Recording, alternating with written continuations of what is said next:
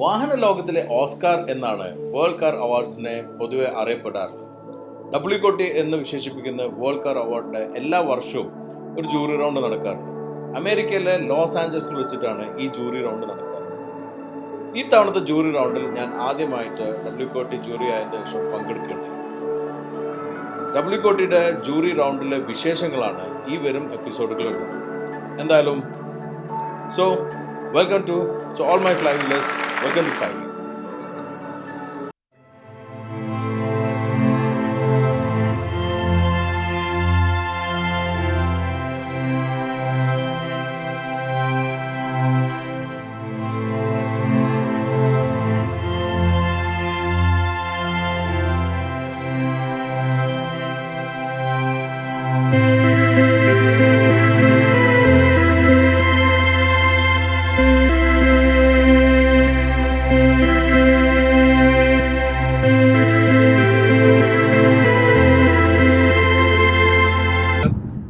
എല്ലാ ജൂറേഴ്സും എത്തണം എന്നുള്ളതാണ്. പക്ഷെ എല്ലാവരും എത്താറില്ല, പറ്റുന്നവരിലും വരും. എന്തായാലും ഇവരുടെ ഒരു മെത്തേഡ് തന്നെ വ്യത്യാസം. ഞാൻ മുമ്പും പല അവാർഡ് ജൂറി മെമ്പർ ആയിരുന്നു, പ്രത്യേകിച്ച് ഇന്ത്യയിലുണ്ടായിരുന്ന ഹൈക്കോടതി പോലുള്ള ജൂറിയിലെ മെമ്പർ ആയിരുന്നു. പക്ഷെ അതും ഇതും നല്ല വ്യത്യാസമുണ്ട് ജൂറി റൗണ്ടിലും അതുപോലെ വോട്ടിങ്ങിലും എല്ലാത്തിലും. കാരണം WCOT എന്ന് പറഞ്ഞ വേൾഡ് കാർ അവാർഡ്സിന്റെ ഒരു ഓർഗനൈസേഷൻ ഉണ്ട്. അത് കാനഡയിൽ ആണ് ബേസ് ചെയ്തിട്ടുള്ള LAയിൽ വെച്ചിട്ട് ടെസ്റ്റ് നടക്കാറില്ല. ഇങ്ങനെല്ലാം ആണെങ്കിലും വളരെ ഒരു സിസ്റ്റമാറ്റിക് ആയി നടക്കുന്ന ഒരു ബോഡിയാണിത്. അപ്പൊ നമ്മള് സാധാരണ വോട്ട് ചെയ്യണമെങ്കിൽ പോലും നമ്മൾ ഓടിച്ചിട്ടുണ്ടാവണം മെയിൻലി. അതുകൊണ്ടാണ് ഈ ഒരു ജൂറി റൗണ്ട് തന്നെ വെക്കുന്നത്. നമുക്ക് എല്ലാ കാറുകളൊന്നും ചിലപ്പോൾ മീഡിയ ഇൻവൈറ്റ് കിട്ടാനോ ഇന്ത്യയിൽ അവൈലബിൾ ആയിക്കോണമെന്നില്ല. നമ്മൾ ചിലപ്പോൾ പുറത്തെല്ലാം മുമ്പ്, എസ്പെഷ്യലി ഞാൻ ദുബായിലെ മുമ്പ് പല വണ്ടി ഓടിക്കാറുണ്ട് ഇന്ത്യയിൽ വരാത്തത്. എന്നാലും ഇന്ത്യയിൽ വരുന്ന വണ്ടികളെ നമുക്ക് മിക്കവാറും കിട്ടുള്ളൂ. ചിലപ്പോൾ ഭാഗ്യം ഉണ്ടാവാറുള്ളത് ചില ഇന്റർനാഷണൽ ഡ്രൈവറെല്ലാം ഈ പറഞ്ഞ പോലെ ചില ബ്രാൻഡ് കൊണ്ടുപോകുമ്പോൾ നമുക്ക് ഇന്ത്യയിൽ എത്തുന്ന മുമ്പാണെങ്കിലും ചിലപ്പോൾ ഓടിക്കാൻ പറ്റും. ഇപ്പം പുതിയ BMW 7 സീരീസ് ഇന്ത്യയിൽ വരുന്നതുകൊണ്ട്, പിന്നെ ഈ ഒരു X1 ആണെങ്കിലും ഇന്ത്യയിൽ വരാൻ പോകുന്നതുകൊണ്ട്, അപ്പൊ ഇതെല്ലാം തന്നെ ഇന്ത്യയിൽ വരുന്നതിന്റെ മുന്നേ നമുക്ക് ചിലപ്പോൾ ഇന്റർനാഷണൽ ഡ്രൈവിൽ ഓടിക്കാൻ പറ്റും. പക്ഷെ ചിലപ്പോൾ പറ്റിയില്ലെങ്കിൽ ആ ജൂറി മെമ്പേഴ്സിന് അത് ചാൻസ് മിസ്സാകുന്നതുകൊണ്ടാണ് ഈ ഡ്രൈവ് വെക്കുന്നത്.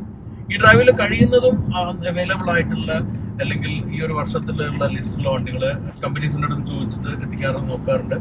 അതിൽ നമുക്ക് ഇത്തവണ ഉണ്ടായിരുന്ന ലിസ്റ്റിൽ എനിക്ക് 23 വണ്ടികൾ ഈ 4 ദിവസം എനിക്ക് ഓടിച്ചിട്ട് എക്സ്പീരിയൻസ് ചെയ്യണം. ഈ ഒരു വീഡിയോ എന്ന് പറഞ്ഞാൽ റിവ്യൂ എന്നുള്ള രീതിയിൽ നിങ്ങൾ കാണണ്ട. കാരണം ഞാൻ എക്സ്പീരിയൻസ് ചെയ്യുന്ന വണ്ടികളെ കുറിച്ച് ജസ്റ്റ് ഒന്ന് നിങ്ങൾ ബ്രീഫ് ചെയ്ത് പോവാണ്. ഈ വണ്ടികളെല്ലാം ഹൈക്കോടതിയുടെ ലിസ്റ്റിൽ ഉണ്ടാവുന്നത്.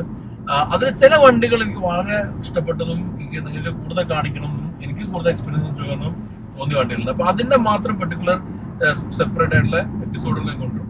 അപ്പൊ അത് ഏതൊക്കെയാന്നുള്ള ഈ എപ്പിസോഡുകൾ കാണാം. 1-2 എപ്പിസോഡായിട്ട് ചിലപ്പോൾ ഉണ്ടാവും. 23 വണ്ടികളിൽ ഒരു എപ്പിസോഡൊന്നും ഉണ്ടായിക്കൊള്ളുന്നില്ല. അപ്പൊ ചിലപ്പോൾ ഞാൻ സ്പ്ലിറ്റ് ചെയ്ത് 2 എപ്പിസോഡായിരിക്കും. അപ്പൊ അങ്ങനെ വരുവാണെങ്കിൽ ഇതിന്റെ സെക്കൻഡ് പാർട്ട് വരും. എനിവേ, സാധാരണ WCOTക്ക് സ്ഥിരമായിട്ടുള്ള ഒരു റൂട്ട് ഉണ്ട്, ആഞ്ചലസ് ക്രസ്റ്റ് ഹൈ റോഡ് എന്ന് പറഞ്ഞിട്ടുള്ള റോഡുണ്ട്. അപ്പൊ ആ റോഡില് ആണ് സാധാരണ ഇവർ ഡ്രൈവ് നടക്കാറുള്ളത്. അടിപൊളി റോഡാണ്, അങ്ങോട്ട് ഞാൻ പോകുന്നത്. അപ്പൊ ഏതായാലും നമുക്ക് അവിടെ വെച്ച് കാണാം.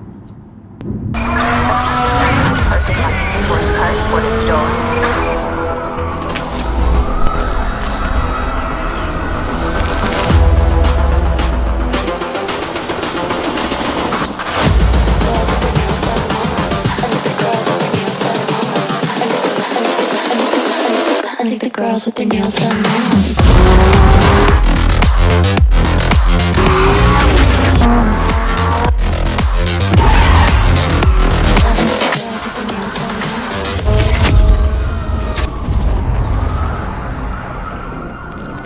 സോ LA ടെസ്റ്റ് ഡ്രൈവിൽ ഞാൻ ഫസ്റ്റ് ഓടിക്കുന്ന BMW X1 എന്നത് പുറമെ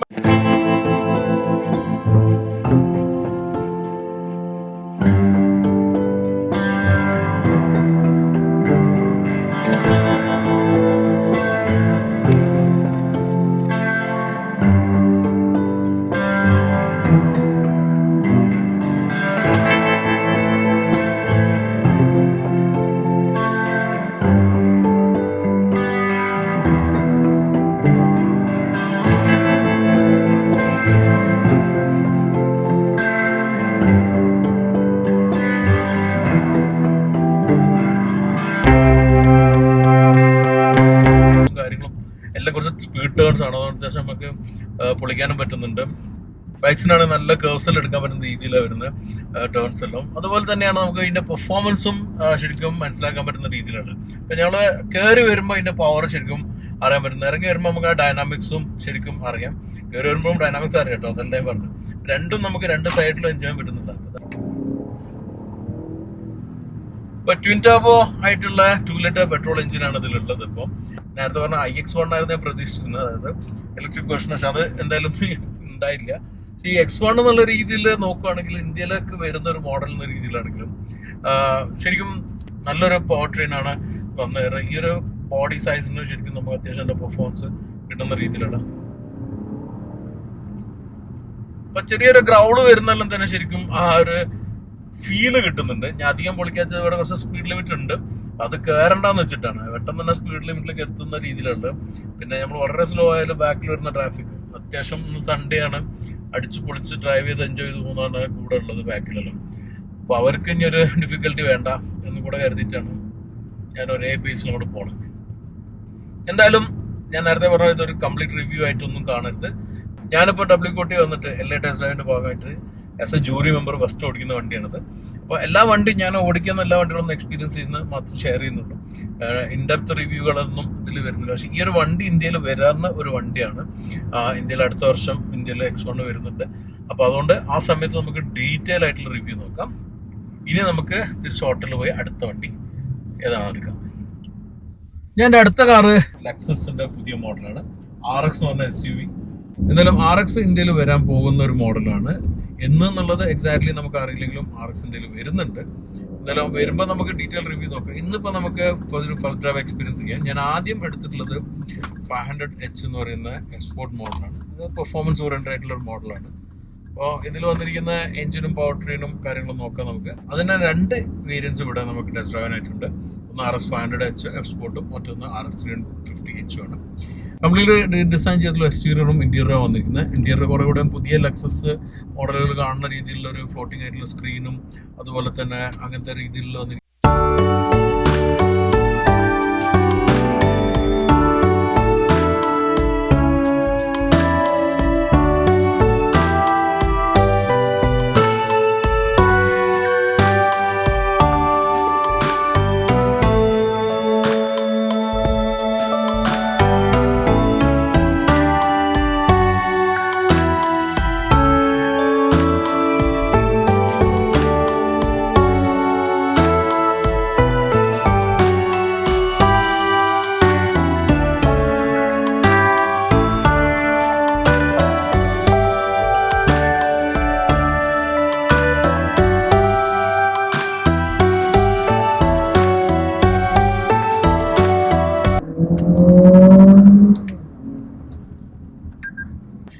പവർ ട്രെയിൻ്റെ പെർഫോമൻസ് നമ്മളിപ്പോൾ കാണുന്നത് ഭയങ്കരമായിട്ടുള്ള പെർഫോമൻസ് അല്ല. ആക്ച്വലി അതിൽ വന്നിരിക്കുന്ന ആ ഒരു നേച്ചർ കുറച്ചൊരു ഡിഫറെൻ്റ് ആണ്. സാധാരണ ഒരു ഹൈ പെർഫോമൻസ് വണ്ടിയുടെ പോലെയല്ല. എന്നാലും പവർ വരുന്നുണ്ട്, ത്രോട്ടലും ഫീൽ എല്ലാം ചെയ്യുന്നുണ്ട്. പക്ഷെ ഒരു സാധനം മിസ്സിങ് ഫീലാണ് എനിക്ക്. ഭയങ്കര ഒരു ത്രോട്ടലും ഭയങ്കര ഒരു എന്താ പറയുക, ഒരു പവർഫുൾ മെഷീൻ്റെ ഫീൽ അല്ലല്ലോ. എങ്കിലും ഒരു പെർഫോമൻസ് ലഭിക്കുന്നുണ്ട്. ഒരു കാര്യം എനിക്ക് ഇഷ്ടപ്പെട്ട ഇതിൻ്റെ ഡൈനാമിക്സ് ആണ്. ഈ ടേൺസിലെല്ലാം ശരിക്കും പ്ലാന്റഡ് ആയിട്ട് നിൽക്കുന്നുണ്ട്, പ്ലാന്റഡ് ആയിട്ട് പോകുന്നുണ്ട്. അപ്പോൾ ആ ഡൈനാമിക് ലെവൽ ഭയങ്കര ഇമ്പ്രൂവ്മെന്റ് ആണ് RX 500H വന്നിരിക്കുന്നത്. എന്തായാലും ഇത് ഇന്ത്യയിൽ വരുമോയെന്ന് എനിക്കറിയില്ല. എന്തായാലും 350 എന്തായാലും ഇന്ത്യയിൽ വരും. അപ്പം അത് നമുക്ക് ഇന്ത്യയിൽ വരുമ്പോൾ അതിൻ്റെ റിവ്യൂ ചെയ്യാം. ഇപ്പം തൽക്കാലം നമുക്ക് RX 500H എക്സ്പീരിയൻസ് ചെയ്യാം. എന്തായാലും ഞാൻ 350 ഇവിടെ ഓടിക്കുന്നുണ്ട്, അതിൻ്റെ ഒരു എക്സ്പീരിയൻസ് ഞാൻ ഷെയർ ചെയ്യാം. പക്ഷേ എന്തായാലും ഇതുപോലെ ഒരു പെർഫോമൻസ് ആയിരിക്കില്ല. ഇപ്രാവശ്യം ജൂറി റൗണ്ടിലുള്ളതിൽ ഏറ്റവും ഇൻട്രസ്റ്റിംഗ് ആയിട്ടുള്ള ഒരു കാറിലൊന്നാണ് ഞാൻ ഇപ്പോൾ ഉള്ളത്. ഏക മാനുവൽ കാറുമാണ്. ഏതാണെന്ന് ഗസ് ചെയ്യാൻ പറ്റുമോ? ഗസ് ചെയ്യുന്നുണ്ടെങ്കിൽ പെട്ടെന്നൊന്ന് പറഞ്ഞേ വണ്ടി ഏതാന്ന് പറയാം. ഇവിടെയാണ് നമ്മളെ വണ്ടികളെല്ലാം നിർത്തലുള്ളത്. വെസ്റ്റേൺ പാസഞ്ചറിന്റെ അണ്ടർഗ്രൗണ്ടിലാണ്. ഇവിടെയാണ് നമ്മൾ വണ്ടി ഇങ്ങനെ എടുത്തു പോകാറുള്ളത്.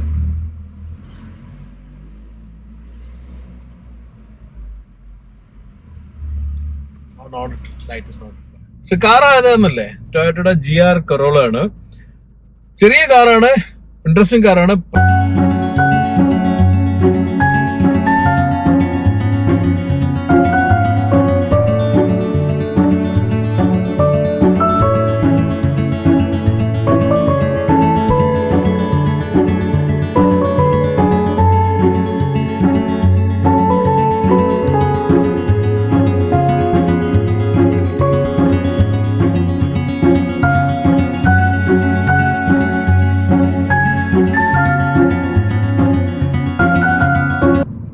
ഫസ്റ്റ് ഇംപ്രഷൻ ഉള്ളത്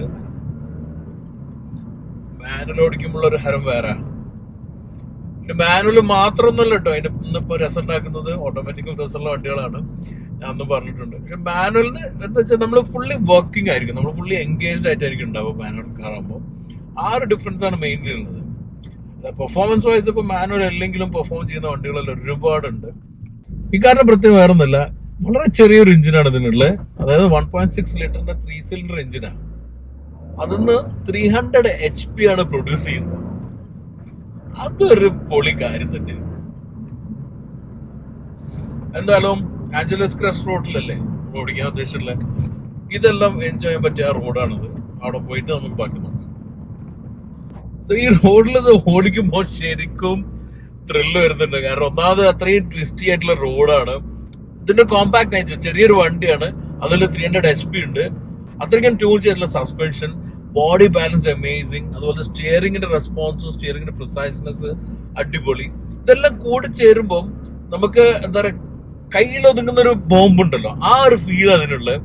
ഒരുപാട് പവർ കൊടുത്തിട്ടില്ല, 300 HP ക്വൈറ്റ് ഇനഫ്. അതുപോലെ തന്നെയാണ് ഇതിന്റെ ഒരു സൈസും. ഇതെല്ലാം കൂടി ചേരുമ്പോൾ സത്യം പറഞ്ഞാൽ എനിക്ക് കിട്ടുന്ന ഒരു ഫീല്, ഒരു കോമ്പാക്ട്നെസ് ഉണ്ടല്ലോ. ആ കോമ്പാക്ട്നെസ്സിൽ നമുക്ക് ശരിക്കും എന്തൊക്കെ എൻജോയ് ചെയ്യാൻ പറ്റും എന്നുള്ളതാണ് ഞാനിപ്പോ ഇവിടെ ശരിക്കും ആസ്വദിക്കുന്നത്.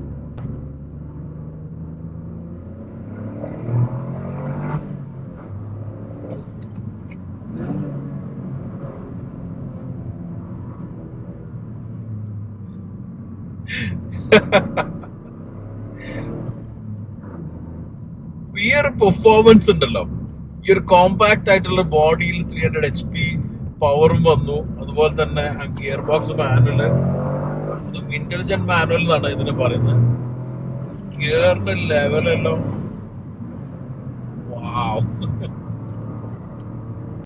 ഇങ്ങനത്തെ ഒരു പവർ ചെറിയൊരു ബോഡിയിൽ പാക്ക് ചെയ്തു. അമേസിംഗ് സസ്പെൻഷൻ, സ്റ്റിയറിംഗ് പ്രിസൈസ് ആണ്, അതുപോലെ തന്നെ ബ്രില്യന്റ് ഗിയർ ബോക്സ്. ഇതെല്ലാം കൂടി ചേരുമ്പോൾ കിട്ടുന്ന ഒരു ഫൺ ആൻഡ് അമേസിംഗ് റോഡ്. അപ്പൊ ഇതെല്ലാം കൂടി ചേരുമ്പോൾ കിട്ടുന്ന ആ ഫൺ ഉണ്ടല്ലോ, അത് പറഞ്ഞറിയിക്കാൻ പറ്റില്ല. നിങ്ങൾക്ക് എക്സ്പ്രഷൻ ഒന്ന് മനസ്സിലാക്കാനേ പറ്റുള്ളൂ. അമേസിംഗ്. ബട്ട് അൺഫോർച്ചുനേറ്റ്ലി നമുക്ക് ഇങ്ങനത്തെ വണ്ടിയൊന്നും നമ്മുടെ നാട്ടിൽ കിട്ടുന്നില്ല എന്നുള്ളതാണ്. What to do, sorry for us.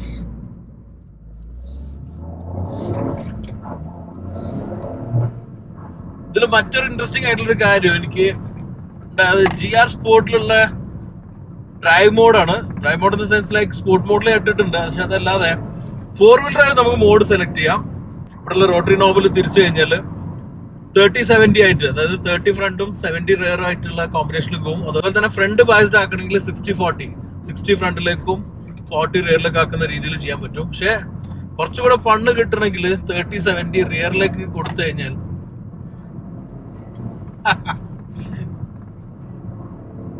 Tail friendly, tail out ചെയ്തിട്ട് പോവാൻ അടിപൊളിയാണ്.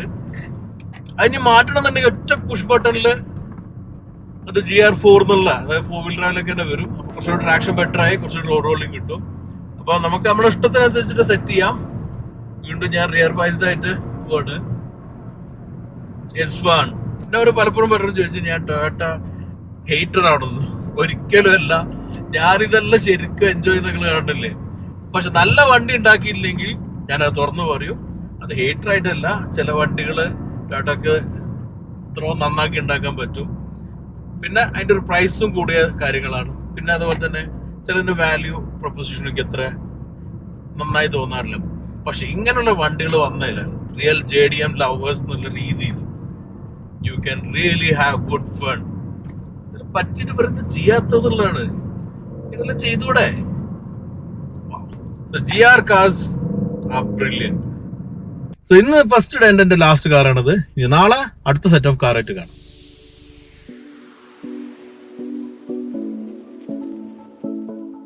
സോ ഡേ 2 സ്റ്റാർട്ട് ചെയ്യാണ്. എന്റെ കയ്യിൽ ഇന്നിപ്പോ ആദ്യം ഉള്ള വണ്ടി ജെനസിസ് G80 ഇലക്ട്രിഫൈഡ് ആണ്. ജെനസിസിന്റെ തന്നെ ഇലക്ട്രിഫൈഡ് വേർഷൻ. ജെനസിസ് നിങ്ങൾക്ക് അറിയാമായിരിക്കും, ടൊയോട്ടോക്ക് ലെക്സസ് ഉള്ള പോലെയാണ് ഹ്യുണ്ടായി ഗ്രൂപ്പിന്റെ ലക്ഷറി ബ്രാൻഡാണ് ജെനസിസ്. അതിലിപ്പോൾ നമ്മൾ ഇരിക്കുന്ന ഈ വണ്ടി എന്ന് പറഞ്ഞാൽ ഇ ക്ലാസ്സിന് ഈക്വലന്റ് ആയിട്ടുള്ള മോഡലാണ് G80. G90 ആണ് ടോപ്പ് എൻഡ്, അതും ഉണ്ട് ഡ്രൈവിന്, അത് നമുക്ക് അടുത്ത് ഓടിക്കാം. എന്തായാലും G80 എന്ന് പറയുമ്പം ഇ ക്ലാസിന്റെ കാറ്റഗറി പെടുന്ന അതിൽ ഇലക്ട്രിക് മോഡലാണിത്. And I to tell you, very different looking car, very different looking. നമുക്ക് ഏതായാലും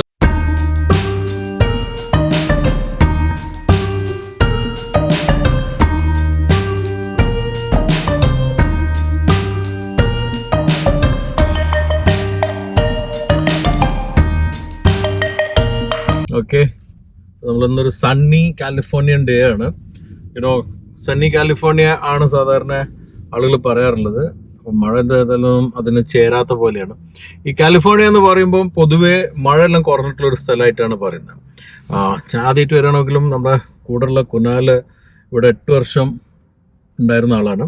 ഞാൻ അവിടെ പഠിച്ചു, ജോലിയെല്ലാം ചെയ്തിട്ടുള്ളതുകൊണ്ട് 8 വർഷത്തെ പരിചയമുള്ള ആളായതുകൊണ്ടും കുനാല് പറഞ്ഞത് കാലിഫോർണിയനെ കുറിച്ച് പറയുമ്പോൾ നമ്മൾ ദുബായ് എല്ലാം പോലെ എപ്പോഴെങ്കിലും ഒരു മഴ പെയ്യുക, ആ മഴ പെയ്യുന്ന സമയത്ത് മാക്സിമം നമുക്ക് I am calling you 100 times. I didn't get the call. അതാണ് കുനാൽ. ടോക്കിംഗ് അബൌട്ട് ഡെവിൾ എപ്പേർഡ് എന്ന് പറയില്ല, അതാണ് കുനാലിനെ കുറിച്ച് പറഞ്ഞപ്പോഴേക്കും കുനാൽ എത്തി. ബേസിക്കലി നമ്മൾ പറഞ്ഞു വന്ന കാര്യം ഇവിടുത്തെ ഒരു ക്ലൈമറ്റിനെ കുറിച്ചിട്ടാണ്. പൊതുവേ ഒരു സണ്ണി ആയിട്ടുള്ള സ്ഥലം, തണുപ്പുണ്ടാവും, പക്ഷെ മഴ കുറവായിരിക്കും. പക്ഷെ നമ്മളിവിടെ എത്തിയ സമയത്ത് നല്ല മഴ പെയ്തു. അതിൻ്റെ ഒരു എപ്പിസോഡിൽ നമ്മൾ ആദ്യത്തെ ഒരു ഡ്രൈവ് പോയിരുന്ന സമയത്ത് മഞ്ഞും കാര്യമെല്ലാം നമുക്ക് യേസിമിത്തിയിൽ കിട്ടിയ. So that's an advantage we got. Anyway, let's hit the highway. So Genesis G80 electrified. ഈ ഒരു ഇലക്ട്രിഫൈഡ് എന്നുള്ള വാക്ക് നിങ്ങൾക്ക് മനസ്സിലായിട്ടുണ്ടാവും, ഇലക്ട്രിക് വെഹിക്കിൾ ആണ്. അപ്പം ജെനസിസ് ഫോളോ ചെയ്യുന്നത് BMW ഒരു പാറ്റേൺ തന്നെയാണ്. ഇപ്പോൾ G80 എന്ന് പറയുന്ന റെഗുലർ മോഡലിന്റെ ഇലക്ട്രിക് ആണ് വന്നിരിക്കുന്നത്, which is actually very good. കാരണം 2 ഇലക്ട്രിക് ബ്രാൻഡും അതുപോലെ തന്നെ IC ബ്രാൻഡായിട്ട് സെപ്പറേറ്റ് കീപ്പ് ചെയ്യുന്നതും എനിക്ക് കുറച്ചുകൂടി ബെറ്റർ ആയി തോന്നുന്നത് സെയിം ബ്രാൻഡിന്റെ 2 പവർ ട്രെയിൻ വേർഷൻസ് വരുന്നതാണ്. അപ്പോൾ അതുകൊണ്ട് ഗുണം എന്താ വെച്ച് കഴിഞ്ഞാൽ ലുക്ക് വൈസ് നമുക്കൊരു ഇംപ്രഷൻ ക്രിയേറ്റ് ചെയ്ത് കഴിഞ്ഞാൽ പിന്നെ അതിൽ സ്റ്റിക്ക് ഓൺ ചെയ്യാൻ പറ്റും ഡിസൈൻ വൈസ്. അപ്പോൾ ഡിസൈൻ നിങ്ങൾ കണ്ടല്ലോ, വളരെ അട്രാക്റ്റീവ് ലുക്കിംഗ് കാറാണ്, വളരെ ഡിഫറെൻ്റ് ആണ്. അതുപോലെ തന്നെ നിങ്ങൾ ഡിസൈനെ കുറിച്ച് ഒന്നുകൂടെ എംഫസൈസ് ചെയ്യുമ്പോൾ ഈ ഒരു വണ്ടി ഫോട്ടോയിൽ കാണുന്നതിനേക്കാളും കുറച്ചുകൂടി പ്രസൻസ് എനിക്ക് നേരിട്ട് കാണുമ്പോൾ ഫീൽ ചെയ്യുന്നതാണ്. വലിയ ഗ്രില്ലും അതുപോലെ തന്നെ ഈ ഒരു കളർ ടോണും എല്ലാം കാണുമ്പോൾ ശരിക്കും നല്ലൊരു ഇംപ്രഷൻ ക്രിയേറ്റ് ചെയ്യുന്നുണ്ട്. അറ്റ് ദ സെയിം ടൈം ഇതിന്റെ വലിപ്പം സത്യം പറഞ്ഞാൽ ഈ കാണുന്ന അത്ര ഇല്ല, കുറച്ചുകൂടെ ചെറുതാണ്. നമുക്ക് കാണുമ്പോൾ കുറച്ച് വലിയ തോന്നുന്ന അത്ര വലിപ്പം ആക്ച്വലി G80 വരുന്നില്ല. പിന്നെ ഇന്റീരിയർ എല്ലാം ആണെങ്കിലും വളരെ പ്ലഷി ഇന്റീരിയർ ഉപയോഗിച്ചിരിക്കുന്ന മെറ്റീരിയൽസ്. ഞാൻ ഈ റിവ്യൂ പോലെ തന്നെ പറയുന്നത്, കാരണം പല ടൈപ്പ് ഇന്റീരിയറും നമുക്ക് കാണാറുണ്ട്, പക്ഷെ ഡിഫറെന്റ് ആയിട്ടുള്ള ഒരു ഇന്റീരിയർ പാറ്റേൺ ആണ് ജെനസിസ് ഫോളോ ചെയ്യുന്നത്. ആക്ച്വലി നമുക്കറിയാം ടൊയോട്ട ലെക്സസ് കൊണ്ടുവന്നിട്ടാണ് ഇങ്ങനത്തെ ഒരു സബ് ബ്രാൻഡുകൾ തുടങ്ങിയിരുന്നത്. പക്ഷെ ലെക്സസിനേക്കാളും എനിക്ക് തോന്നുന്നു ഇപ്പോൾ പെട്ടെന്നുള്ള ഡെവലപ്മെന്റ് ഉള്ളത് ജെനസിസിനാണ്. In fact Genesis cars look amazing. കാരണം അപ്പം നമുക്കറിയാം Hyundai Kia as a company അവരുടെ ടെക്നോളജിയിൽ ഉണ്ടായിരുന്ന ഒരു അഡ്വാൻസ്മെന്റ് എല്ലാം ഇവരുടെ വണ്ടിയിൽ കാണുന്നുണ്ട് ജെനസിസിൽ. പിന്നെ ഡിസൈൻ ആയിരുന്നു പണ്ടൊരു വീക്കായിരുന്നു, ഡിസൈനിലും ഇപ്പോൾ ഒരു ഉഷാറാണ്. Interior quality is good. നമ്മൾ ഏതൊരു ജർമ്മൻ കാറിനെ കോമ്പീറ്റ് ചെയ്യാവുന്ന തരത്തിലുള്ള ഒരു ഇന്റീരിയർ ക്വാളിറ്റി, ജർമ്മൻ ലക്ഷറി കാറിനെ കോമ്പീറ്റ് ചെയ്യാവുന്ന തരത്തിലുള്ള ഒരു ഇന്റീരിയർ ക്വാളിറ്റിയും ഫിറ്റ് ആൻഡ് ഫിനിഷും എസ്തെറ്റിക്സ് എല്ലാം കൊണ്ടുവരാൻ അവർക്ക് സാധിച്ചിട്ടുണ്ട്. And that's a good sign. ഇതിന്റെ മേലെ ഒരു വണ്ടി കൂടെ ഉണ്ട് G90, നമുക്ക് അതും ഓടിക്കാം. എനിവേ, ഡ്രൈവിംഗ് എക്സ്പീരിയൻസ് വെച്ച് പറയുകയാണെങ്കിൽ ഇപ്പോൾ ഈ ട്വിസ്റ്റി റോഡ്സിലാണ് ഹൈവേയിലാണെങ്കിലും ഇങ്ങനത്തെ ഒരു കാറിൽ നമ്മൾ എക്സ്പെക്ട് ചെയ്യുന്ന ഒരു കാര്യം കംഫർട്ടാണ്, ഒരു പ്ലാന്റഡ് ആയിട്ടുള്ള ഡ്രൈവാണ്. അത് ശരിക്കും ലഭിച്ചിട്ടുണ്ട്. ശരിക്കും നല്ലൊരു കംഫർട്ടബിൾ റൈഡാണ് കിട്ടുന്നത്. നല്ലൊരു സസ്പെൻഷനാണ്, ഇങ്ങനെ ആടി പോകുന്ന രീതിയിൽ ശരിക്കും ഞാൻ എൻജോയ് ചെയ്തു, റിലാക്സ് ചെയ്ത് എൻജോയ് ചെയ്തു. പിന്നെ ടേൺസ് എല്ലാം എടുക്കുമ്പോഴും ഇതിന്റെ ബൾക്ക് ഒന്നും ഫീൽ ചെയ്യാത്ത രീതിയിൽ തന്നെയാണ് ഇതിന്റെ ഡ്രൈവും അതുപോലെ തന്നെ കോൺഫിഗറേഷൻസ് എല്ലാം വന്നിട്ടുള്ളത്. So all together I'm impressed with this car. G80 electrified ഇന്റീരിയറിൽ എനിക്ക് ഏറ്റവും ഇഷ്ടപ്പെട്ട ഒരു സംഗതി ഇതിന്റെ മീറ്റർ കൺസോളാണ്. 3D എഫക്റ്റിലുള്ളത്. 3D എഫക്ട് പറഞ്ഞാൽ എസ് ക്ലാസ്സിന് കണ്ട പോലല്ല, ഇതില് സ്ക്രീനിന്റെ ലെയർ തന്നെ ഒരു 3D എഫക്റ്റോട് കൂടി കൊടുത്തിരിക്കുക ചെയ്യുന്നത്. പക്ഷേ എനിക്ക് ഇഷ്ടപ്പെടാത്തൊരു കാര്യം എന്ന് പറയുന്നത് ഈ ഹ്യുണ്ടായി കിയ കാസിലെല്ലാം ഈ ഒരു സൈഡ് വ്യൂ മിററിന്റെ റെപ്ലിക്കേഷൻ ഇവിടെ വരും സ്ക്രീനിൽ. മുമ്പ് എനിക്ക് നന്നായി തോന്നിയിരുന്നു, പക്ഷെ എനിക്ക് ഇപ്പം മനസ്സിലാവുന്ന ഒരു കാര്യം, മിററായിട്ട് എന്തായാലും ഒരു ഫ്രാക്ഷൻ ഓഫ് സെക്കൻഡ് ഡിലേ ഉണ്ട്. പ്രത്യേകിച്ച് നമ്മൾ ഹൈവേയിലെല്ലാം സ്പീഡിൽ പോകുന്ന സമയത്ത് ഇത് ഡിപ്പെൻഡ് ചെയ്യുന്നത് അത്ര ഒരു നല്ലൊരു കാര്യമായിട്ട് എനിക്ക് തോന്നുന്നില്ല. Better use the mirrors. എന്തായാലും സ്ക്രീനിൽ ചെറിയൊരു ഡിലേ ഉണ്ടാവും. റിവേഴ്സ് എടുക്കുന്ന പോലെ അല്ല, നമ്മൾ കുറച്ച് സ്പീഡിലല്ലേ പോകുന്നത്. അപ്പം നമ്മുടെ ജഡ്ജ്മെന്റ് ചെറുങ്ങനെ തെറ്റുന്നതായിട്ട് എനിക്ക് ഫീൽ ചെയ്തിട്ടുണ്ട്.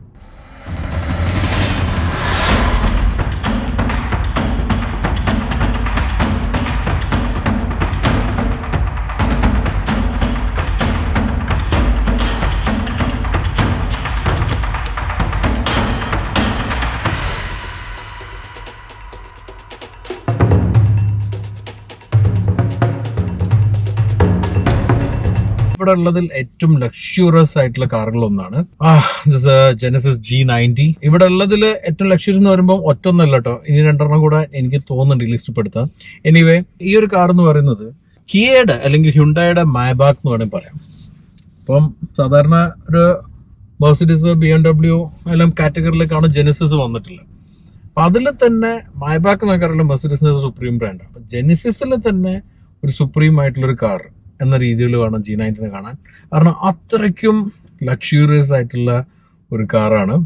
ഓവർ ദ ടൈം G90 ശരിക്കും ഇമ്പ്രൂവ് ചെയ്ത് വന്നാണ്. ഞാനത് പറയാൻ കാരണം എന്ന് വെച്ചാൽ കൊറിയയിൽ ഞാൻ പോയ സമയത്ത് ഇതിൻ്റെ എല്ലാം കുറച്ച് എക്സ്റ്റൻഡഡ് വീൽ ബേസ് എല്ലാം കണ്ടപ്പം അവിടെയുള്ള വലിയ വലിയ കമ്പനീസിന്റെ CEOസും അതുപോലെ തന്നെ കൺട്രി ഹെഡ്സ് ആയിട്ടുള്ള ആൾക്കാരെല്ലാം ഉപയോഗിക്കുന്ന ഒരു കാർ G90 ആണ്, ജെനസിസ് G90. പിന്നെ അതല്ലാത്തൊരു യൂറോപ്യൻ കാർസിൽ ഉപയോഗിക്കുന്നുണ്ട്. എന്നാലും കൊറിയൻസ് ആയിട്ടുള്ള ആളുകൾക്ക് കുറച്ചുകൂടി സ്വന്തം ബ്രാൻഡ് വേണം എന്ന് പറയുമ്പോൾ ഇത് വലിയൊരു വണ്ടിയാണ് കേട്ടോ.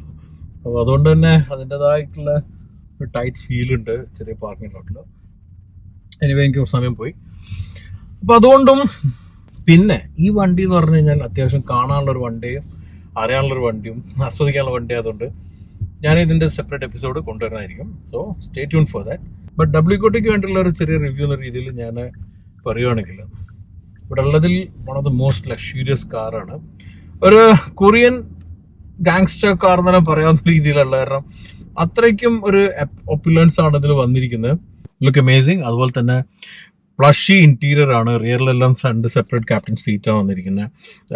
കുറച്ച് സംഗതിയിൽ നമുക്കൊരു സിമിലാരിറ്റി തോന്നും. അതല്ലെങ്കിൽ നമുക്ക് എന്താ ഒരു പരിചിതമായിട്ടുള്ള കുറച്ച് സംഗതി, ഒരു ഇൻഫർടൈൻമെന്റിലെ കുറച്ച് ഭാഗത്ത് നമുക്ക് ഹ്യുണ്ടായി കിയ കാറിന്റെ ഫീൽ ഉണ്ട്.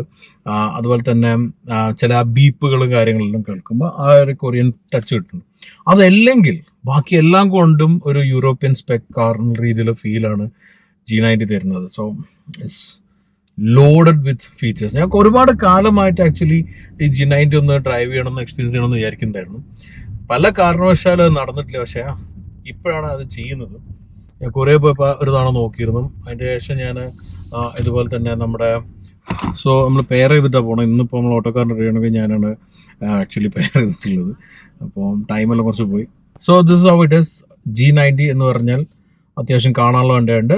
Exclusive episode of it coming up very soon. So നമ്മളിന്ന് ഈ ഒരു വണ്ടിയായിട്ട് ആഞ്ചലസ് ക്രസ്റ്റ് വരെ പോയിട്ടില്ല. നമ്മൾ ഈ ഒരു സിറ്റിൻ്റെ ഉള്ളിൽ തന്നെ നമ്മൾ തിരിഞ്ഞു കളിക്കായിരുന്നു. പ്രത്യേകിച്ച് പാസഡീനൻ്റെ നല്ല ലവ്ലി ഏരിയയിലൂടെ എല്ലാം പോയി. എനിക്ക് മനസ്സിലാക്കാൻ പറ്റിയൊരു കാര്യം, ഈ ഒരു കാർ ഇവിടേക്ക് സൂട്ട് ചെയ്യുന്നുണ്ട് നല്ലോണം. വിച്ച് ഈസ് ലൈക്ക് ഈ ഒരു സ്ഥലത്തിന് പറ്റിയൊരു വണ്ടിയായിട്ട് എനിക്ക് ഫീൽ ചെയ്തു. അപ്പം അതാണ് ഒരു ലക്ഷറി എന്നൊരു എലമെന്റ് കണക്കിലെടുക്കേണ്ടത്. ആ ഒരു കാറ് ആ ഒരു ഒക്കേഷന് പറ്റുമെങ്കിൽ that's where luxury really means. Anyway, നമുക്ക് ഈ വർഷത്തെ WKOT luxury car of the ഇയറിൽ ഒരു കണ്ടന്ററാണത്. അപ്പോൾ അതുകൊണ്ട് തന്നെ ഈ ഒരു വർഷത്തെ വോട്ടിങ്ങിൽ ജെനസിസ് G90 എങ്ങനെ സ്കോർ ചെയ്യുമെന്ന് നോക്കാം. So wait till the result of WKOT 2023 and don't forget exclusive will be coming soon. So അടുത്ത കാർ ഞാൻ ഡ്രൈവ് ചെയ്യുന്നത് ഹോണ്ട HRV ആണ്. HRV ഇന്ത്യയിൽ വരും എന്നുള്ള റൂമർ നമ്മൾ കുറേ കാലമായിട്ട് കേൾക്കുന്ന ഒരു വണ്ടിയാണ്. പക്ഷേ ഞാൻ മനസ്സിലാക്കിയെടുത്തോളം അത് ഇന്ത്യയിൽ ഉടനെ വരുന്നൊരു വണ്ടിയല്ല. കാരണം HRV ഇന്ത്യയിൽ ഇൻട്രൊഡ്യൂസ് ചെയ്യുമ്പം അതിന്റെ ടാക്സേഷനും കാര്യങ്ങളെല്ലാം വന്ന് പ്രൈസിങ് വരുമ്പോൾ ഒരിക്കലും ഈ ഒരു സെഗ്മെന്റിലേക്ക് മാച്ച് ആവുന്ന തരത്തിൽ വണ്ടി ഇന്ത്യയിൽ ഇറക്കാൻ പറ്റില്ല. അപ്പൊ അതുകൊണ്ട് അത് വരാനുള്ള ചാൻസ് വളരെ കുറവാണ്. ഇപ്പൊ ലോക്കലി അസംബിൾ ചെയ്യുകയാണെങ്കിൽ പോലും ഇത് സബ് 4 മീറ്റർ അല്ല, അങ്ങനെയുള്ള ഒരു കാറ്റഗറിയിലെല്ലാം പെടുന്ന ഒരു വണ്ടിയാണ്. പക്ഷെ ഇവിടെ ഏതായാലും ഇതൊരു urban car of the year കാറ്റഗറിയിലാണ് പെട്ടിരിക്കുന്നത്. Urban car of the year എന്ന് പറയുമ്പോൾ സിറ്റി കാർ എന്നുള്ള രീതിയിലുള്ള ചെറിയ വണ്ടിയാണ്.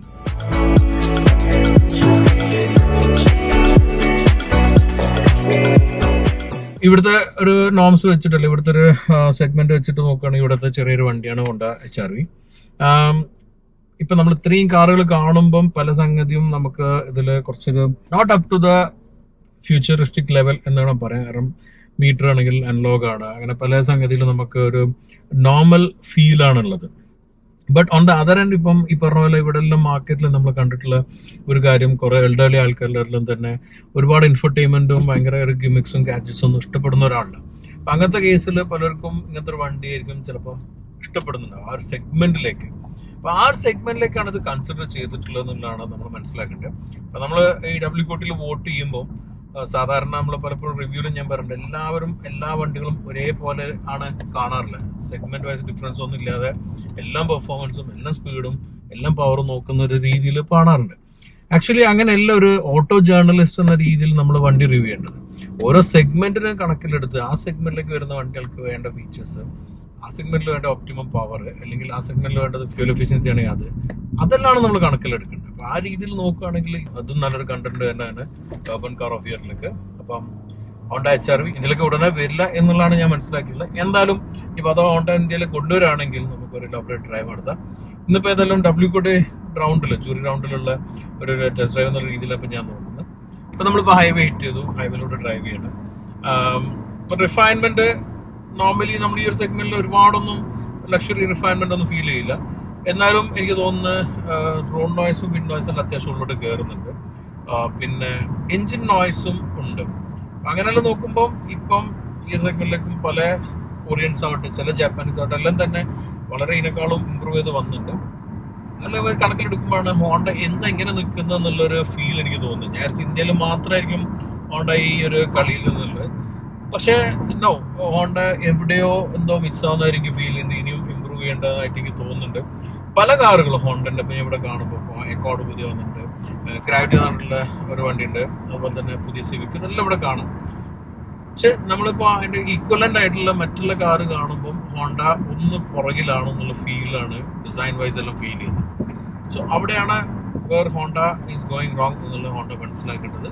എന്നിട്ട് നമ്മൾ ഹോണ്ടയിൽ നിന്ന് എക്സ്പെക്ട് ചെയ്യുന്ന കുറേ നല്ല വണ്ടികളുണ്ട്, അല്ലെങ്കിൽ ഹോണ്ടയിൽ നിന്ന് എക്സ്പെക്ട് ചെയ്യുന്ന തരത്തിലേക്ക് വണ്ടി ഇമ്പ്രൂവ് ചെയ്ത് കൊണ്ടുവരാം എന്നുള്ളത് എനിക്കിപ്പോൾ പറയാൻ പറ്റും.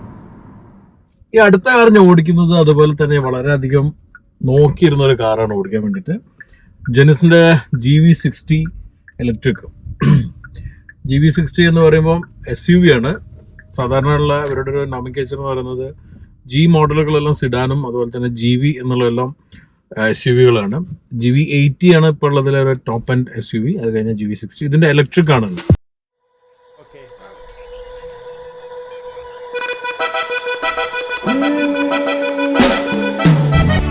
ഇലക്ട്രിക് ആണെന്നുള്ളത് മാത്രമല്ല, ഇതിൽ വന്നിരിക്കുന്ന ചില ഗിമിക്സ്, ലൈക്ക് ഇതിൽ കയറിയാൽ തന്നെ സെൻട്രൽ കൺസോളിൽ ഇവിടെ ഒരു ക്രിസ്റ്റലിന്റെ ഒരു ബോൾ കാണും, ഹാഫ് ബോളാണ്.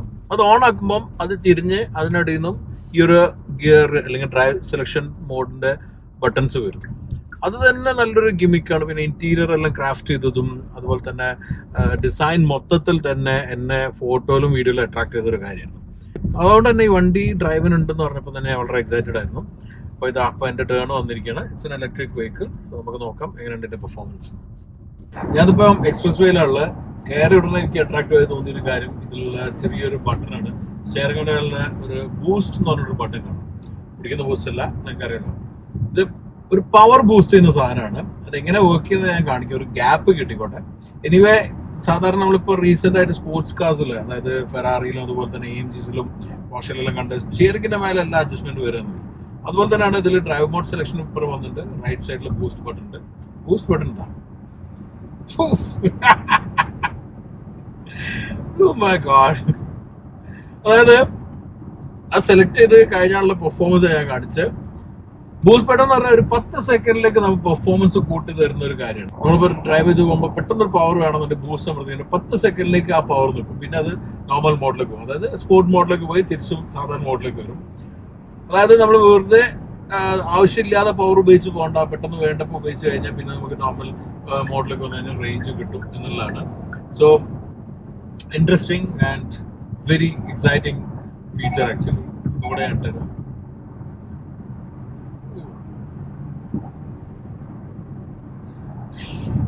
10 സെക്കൻഡുള്ള സ്പേസ് ഇല്ല ഇവിടെ. നമ്മളിപ്പോ ഈ ആഞ്ചലസ് ക്രിസ്റ്റൽ ഡ്രൈവ് ചെയ്യുമ്പോൾ, പ്രത്യേകിച്ച് നമ്മുടെ സ്പോർട്ട് മോഡലിലിട്ട് ഡ്രൈവ് ചെയ്യുമ്പോൾ, ആ പവറിന്റെ കാര്യം ഞാൻ ഒന്നും പറയുന്നില്ല, നിങ്ങൾക്കറിയാലോ. ഇലക്ട്രിക്കിന്റെ ആ പവർ ഫീൽ അടിപൊളിയാണ്.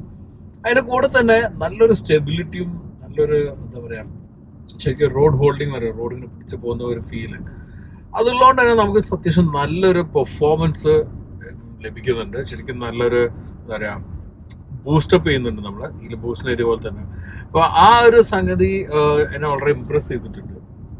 ഒരു ഇലക്ട്രിക് വെഹിക്കിൾ ആണ് സ്വാഭാവികമായിട്ടും, പക്ഷെ ഇതിന്റെ ഒരു സൈസും ആ ഒരു ഡ്രൈവിംഗ് നേച്ചറും ഇതെല്ലാം ശരിക്കും ഒരു ഡ്രൈവേഴ്സ് കാർ എന്നുള്ള ഫീൽ ലഭിക്കുന്നുണ്ട്.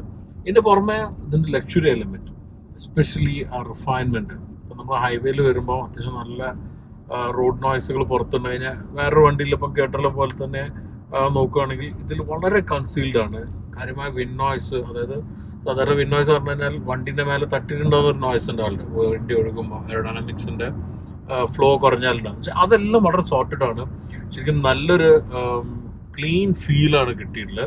അതുപോലെ തന്നെ റോഡ് നോയ്സും അതുപോലെ തന്നെ മറ്റുള്ള പുറമേയുള്ള നോയ്സും വളരെ കുറച്ചേ ഉള്ളിട്ട് വരുന്നുള്ളൂ. അതിൻ്റെ എല്ലാം പുറമെ ഇങ്ങനെയെല്ലാം നമ്മൾ ഡ്രൈവെല്ലാം ചെയ്യുമ്പം ആ ജിയർ കറോളയിലെല്ലാം കിട്ടിയ പോലെ ഉള്ളൊരു ഫീല് കുറച്ചൊരു കോമ്പാക്റ്റ് ആണ്. പ്രത്യേകിച്ച് നമുക്ക് ഇങ്ങനത്തെ ടേൺസിൽ എടുക്കുമ്പോൾ കിട്ടുന്ന ഫീൽ ഉണ്ടല്ലോ, അത് റിയലി മാറ്റർ ചെയ്യുന്നുണ്ട്. It's very attractive car that way. I am loving it. അടിപൊളി.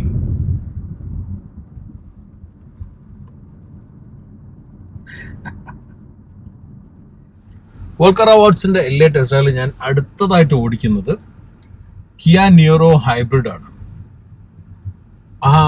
ഇന്ത്യയിലൊക്കെ വരുമോ എന്ന് ചോദിച്ചു കഴിഞ്ഞാൽ വരാൻ ചാൻസ് ഉള്ളൊരു വണ്ടിയാണ്. പക്ഷെ ഒരു തരത്തിലും നമുക്കൊരു കൺഫർമേഷനോ കാര്യമൊന്നും കിട്ടിയിട്ടില്ല, അതിനെപ്പറ്റി ഒഫീഷ്യലി പറഞ്ഞിട്ടില്ല. പക്ഷെ ഇന്ത്യയിലൊക്കെ വരാമെങ്കിൽ പറ്റാവുന്ന ഒരു വണ്ടിയാണ് എന്ന് മാത്രം എനിക്ക് തോന്നിയിട്ടുള്ള ഒരു വണ്ടിയാണ്.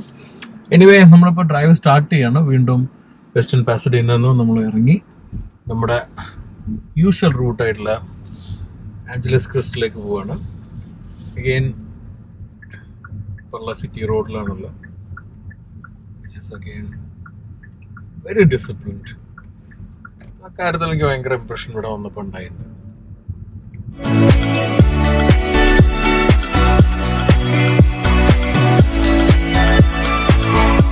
സോ നിയറോ ഹൈബ്രിഡിനെ കുറിച്ച് പറയുകയാണെങ്കിൽ, നിയറോ ഹൈബ്രിഡും ഇലക്ട്രിക്കും ഉണ്ട് ഇവിടെ ഡ്രൈവിന്. അപ്പം ഞാൻ ആദ്യം ഓടിക്കുന്ന ഹൈബ്രിഡാണ്.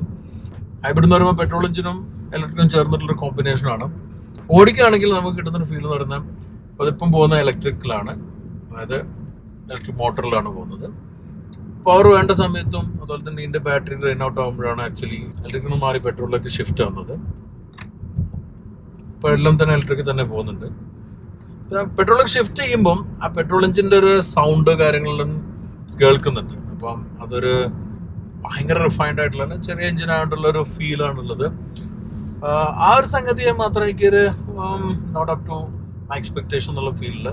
ബട്ട് കാണാനും ഇന്റീരിയർ എല്ലാം തന്നെ കിയയുടെ ആ ഡിസൈനിന്റെ സ്ട്രെങ്ത് അല്ലെങ്കിൽ ഡിസൈനിൽ അവർ കൊടുക്കുന്ന ഒരു ഇമ്പോർട്ടൻസ് ഇതിൽ വന്നിട്ടുണ്ട്. ഒരു ഫങ്കി ഡിസൈനാണ്. പുറമെ നിന്ന് കാണുമ്പം ഒരു ഫ്രണ്ടെല്ലാം കുറച്ച് ഫങ്കിനെസ്സും സൈഡിൽ വന്നിരിക്കുന്ന ആ സീ പില്ലറിൽ വലിയ ബ്ലാക്ക് ബാറും എല്ലാം തന്നെ ഇതിനെ ഡിസ്റ്റിങ്ക്റ്റ് ആക്കുന്നുണ്ട്.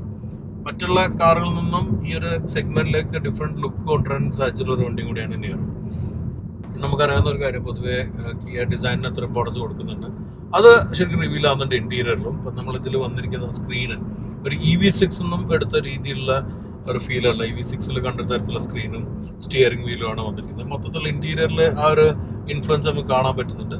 പക്ഷെ റേസ്ഡ് ആയിട്ടുള്ള ഒരു സെന്റർ കൺസോളും ഗിയർ ലിവർ നോബും കാര്യങ്ങളും വരുന്നുണ്ടെങ്കിലും മൊത്തത്തിൽ ഒരു നെക്സ്റ്റ് സ്റ്റെപ്പാണ് ഇതിൽ കാണുന്നത്. നമ്മുടെ നാട്ടിലുള്ള സെൽത്തോസ് സോണറ്റ് ലൈറ്റ് നോക്കുമ്പോൾ അതിനേക്കാളും ഒരു ബെറ്റർ ഇന്റീരിയർ ആണ് വന്നിരിക്കുന്നത്. പക്ഷെ നമുക്ക് സോണറ്റിനെയും സെൽത്തോസിനെയും എല്ലാം ഓർമ്മപ്പെടുത്തുന്ന ചില കാര്യങ്ങളുണ്ട്. പ്രത്യേകിച്ച് ഇൻഫോർടൈൻമെന്റ് സിസ്റ്റം സ്ക്രീനെല്ലാം വണ്ടി ഓപ്പൺ ചെയ്യുമ്പോൾ ആ വരുന്ന എല്ലാം തന്നെ നമ്മുടെ സാധാരണ നമ്മുടെ നാട്ടിലുള്ള കിയ മോഡൽസ് കണ്ട രീതിയിലാണ്. കാരൻസിലും എല്ലാം വന്നിരിക്കുന്ന ആ ഒരു ഗ്രാഫിക്സ് എല്ലാം ഇതിൽ വന്നിരിക്കുന്നത്. പക്ഷെ മൊത്തത്തിൽ ഇത് ഫോളോ ചെയ്യുന്ന ഒരു സെഗ്മെന്റ് വരുന്ന ഒന്ന് ഗ്രീൻ കാറിലേക്കും, അതായത് ഇലക്ട്രിക് കാറിലേക്കും, മറ്റൊന്ന് അർബൻ കാറിലേക്കുമാണ്. ഇങ്ങനെ നോക്കുകയാണെങ്കിൽ ഒരു സ്ട്രോങ് കണ്ടന്റർ തന്നെയാണ് നിയറോ ഹൈബ്രിഡ്. എന്തായാലും നമുക്ക് EVയുടെ എക്സ്പീരിയൻസും പിന്നീട് നോക്കാം. Starting back to western passenger. Kia Niro ഹൈബ്രിഡിന്റെ ആവശ്യമാണ് കിയ നിയറോ EV തന്നെയാണ് ഓടിക്കുന്നത്. അപ്പം ടേൺ അനുസരിച്ചിട്ടാണ് നമുക്ക് വണ്ടികൾ കിട്ടുന്നത്. നേരത്തെ ബ്ലോക്ക് ചെയ്തിട്ടുണ്ടായിരുന്നു, അടുപ്പിച്ച് തന്നെ ബ്ലോക്ക് ചെയ്തുകൊണ്ട് നെക്സ്റ്റ് വണ്ടിയായിട്ട് തന്നെ കിട്ടിയത്.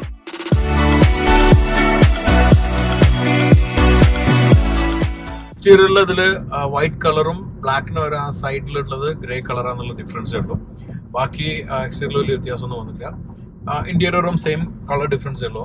പെർഫോമൻസിനെ കുറിച്ച് പറയുമ്പം ആ ഒരു ഇലക്ട്രിക് കാറിന്റെ എല്ലാ റിഫൈൻമെന്റും നമുക്ക് ഇതിൽ കിട്ടുന്നുണ്ട്. ഞാൻ നേരത്തെ ഹൈബ്രിഡ് ഓടിക്കുമ്പോൾ ഇലക്ട്രിക് ഉണ്ടായിരുന്ന ഒരു ഫീൽ ഉണ്ടല്ലോ. പക്ഷെ പെർഫോമൻസ് വൈസ് എന്തുകൊണ്ടും ഹൈബ്രിഡിനെക്കാളും നല്ല പെർഫോമൻസ് കാഴ്ചവെക്കുന്നുണ്ട് നിയറോ EV. പിന്നെ വൺ പെഡൽ ഡ്രൈവിങ് നല്ല രീതിയിൽ ചെയ്യാൻ പറ്റുന്നു. ചില ബ്രാൻഡിലെല്ലാം ഫുള്ളി വൺ പെഡൽ നടക്കാറുണ്ടായിരുന്നില്ല. അത് വണ്ടി നമ്മൾ സ്ലോ ഡൗൺ ചെയ്യും, പക്ഷെ 100% സ്റ്റോപ്പ് ആവുന്നില്ല.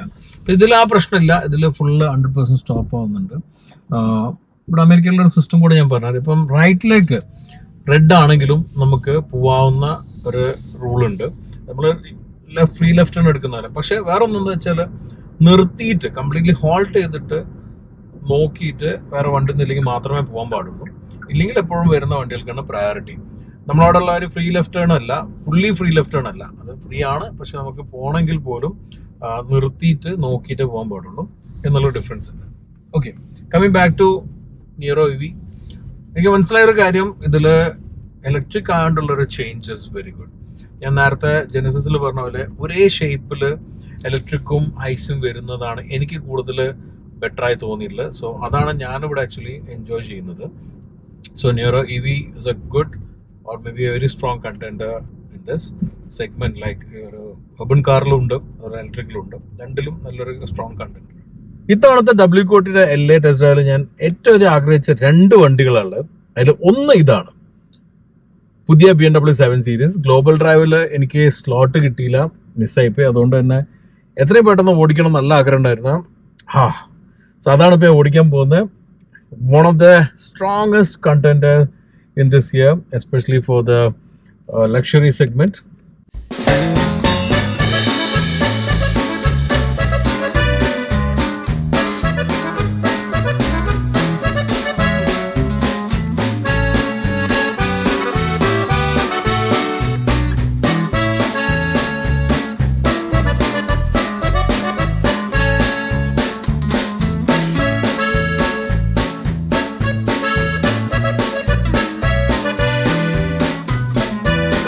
ഒന്നുകിൽ പെട്രോള് അല്ലെങ്കിൽ ഇലക്ട്രിക് ആയിട്ടുള്ള. പക്ഷെ ഒരേ മോഡലിന് 2 എണ്ണം വരുമ്പോൾ അതിലൊരു ഗുണമുണ്ട്. ഒന്ന് നമുക്ക് എന്താ വെച്ചാൽ നമ്മൾ കണ്ടിഷ്ടപ്പെട്ടുള്ള ചിലപ്പോൾ ഡിസൈൻ ആയിരിക്കും, എന്നാൽ നമുക്ക് ഇലക്ട്രിക് ആയിരിക്കും വേണ്ടി വരിക. എന്നാൽ ഇലക്ട്രിക് ഡിസൈൻ ചിലപ്പോൾ ഇഷ്ടപ്പെട്ടു ഐസ് എഞ്ചിൻ വേണ്ടി വരും. ഇങ്ങനെ 2 തരത്തിലുള്ള റിക്വയർമെന്റ്സ് നമുക്ക് ഉണ്ടാവും. അപ്പോൾ ആ റിക്വയർമെന്റ് മീറ്റ് ചെയ്യാൻ നല്ലൊരു സ്ട്രാറ്റജിയാണ് ഇപ്പോൾ BMW എടുത്തിട്ടുള്ളത്, വിച്ച് ഐ റിയലി അപ്രീഷിയേറ്റ്. അപ്പോൾ അതിൽ വന്നിരിക്കുന്ന 2 മോഡലാണ്, ഒന്ന് i7ഉം ഒന്ന് നോർമൽ 7 Series. 7 Seriesൽ തന്നെ വന്നിരിക്കുന്ന M760i ആണ് ഞാൻ ഇപ്പോൾ ഓടിക്കുന്നത്. i7 പിന്നെ ഓടിക്കും. എന്തായാലും ഈ ഒരു വണ്ടി ഞാൻ നേരത്തെ ജെൻസിസ് G90 കുറിച്ച് പറഞ്ഞ കാര്യമാണ്, കൂടുതൽ കാണാനുള്ള ഒരു വണ്ടി ആയതുകൊണ്ട് തന്നെ ഞാൻ ഇതിൻ്റെ എക്സ്ക്ലൂസീവ് എപ്പിസോഡ് വേറെ കൊണ്ടുവരും ഫുൾ ഡ്രൈവിൻ്റെ. എന്തായാലും ഇതിപ്പോൾ നമ്മൾ WCOTൻ്റെ ഡ്രൈവ് മാത്രമായിട്ട് കണ്ടാൽ മതി. ഒരുപാട് കാര്യങ്ങൾ പറയാനുണ്ട്, പക്ഷേ ഇപ്പോൾ കുറച്ച് കാര്യങ്ങൾ മാത്രം മെൻഷൻ ചെയ്യാം, അത് മാത്രമേ ഇപ്പോൾ പറയുന്നുള്ളൂ. ഒരു കാര്യം ഇതിൻ്റെ ഡിസൈനാണ്. ഡിസൈൻ എന്ന് പറഞ്ഞാൽ സബ്ജക്റ്റീവായിട്ട് എനിക്ക് തോന്നുന്നത് കോൺട്രവേഴ്ഷ്യൽ ആണ്.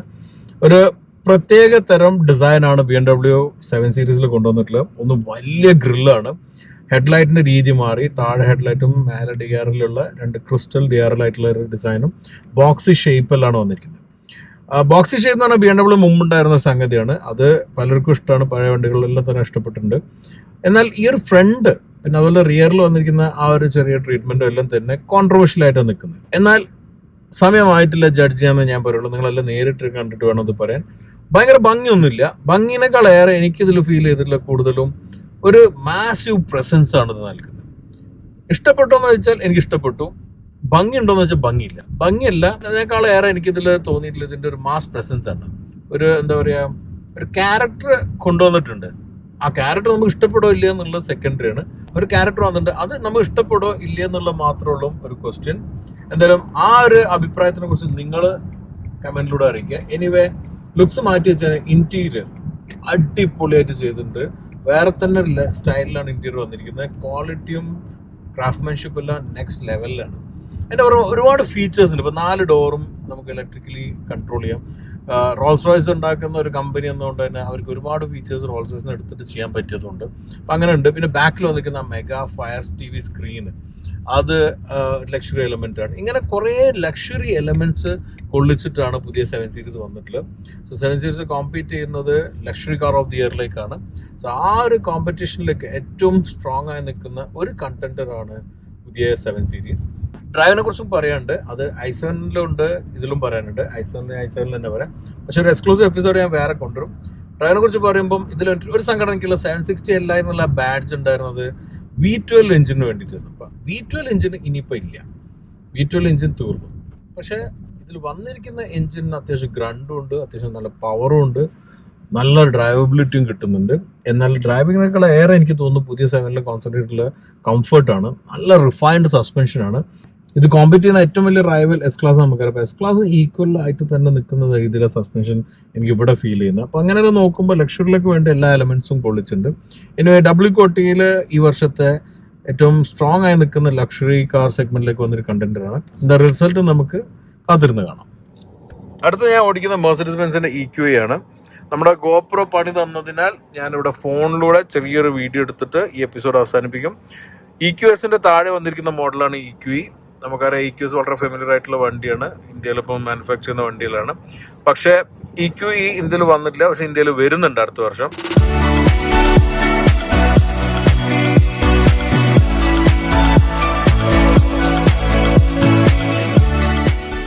ഇതിൽ വന്നിരിക്കുന്നത് ഹൈപ്പർ സ്ക്രീൻ അല്ല, നോർമൽ സ്ക്രീൻ ആണ്. ഹൈപ്പർ സ്ക്രീനിന് ഓപ്ഷണൽ ആണ് ഈ മാർക്കറ്റിൽ. പക്ഷേ ഇന്ത്യയിൽ ഹൈപ്പർ സ്ക്രീന് സ്റ്റാൻഡേർഡ് ആയിട്ട് ലഭിക്കുന്നുണ്ട്. പല മാർക്കറ്റിലും ചിപ്പ് ഷോർട്ടേജെല്ലാം കാരണം ഹൈപ്പർ സ്ക്രീന് ഇപ്പം അവൈലബിൾ അല്ലാത്ത ഘട്ടമുണ്ട്. എനിവേ നമുക്ക് ഇന്ത്യയിൽ EQSലൂടെ ഈ ഒരു വണ്ടി ചെറിയ രീതിയിൽ പരിചയപ്പെട്ടിട്ടുണ്ട്. സെയിം വണ്ടിയല്ല, എന്നാൽ EQSന്റെ ചെറിയ മോഡലാണെങ്കിലും എന്താണോ EQS അതിൻ്റെ ഒരു ചെറിയ ഫോം എന്ന് വേണം EQനെ വിളിക്കാൻ. 2 കാറ്റഗറിയിലേക്കാണ് ഇത് പാർട്ടിസിപ്പേറ്റ് ചെയ്യുന്നത്. ഒന്ന് ലക്ഷറി കാർ, 2 കാറ്റഗറിയിലാണ് ഇത് മത്സരിക്കുന്നത്. ഒന്ന് ലക്ഷറി കാർ സെഗ്മെന്റിലും മറ്റേ ഇലക്ട്രിക് കാർ സെഗ്മെന്റിലുമാണ്. സോ ഈ 2 സെഗ്മെന്റിലും ഇതെങ്ങനെ കോമ്പീറ്റ് ചെയ്യുന്നത് നോക്കാം.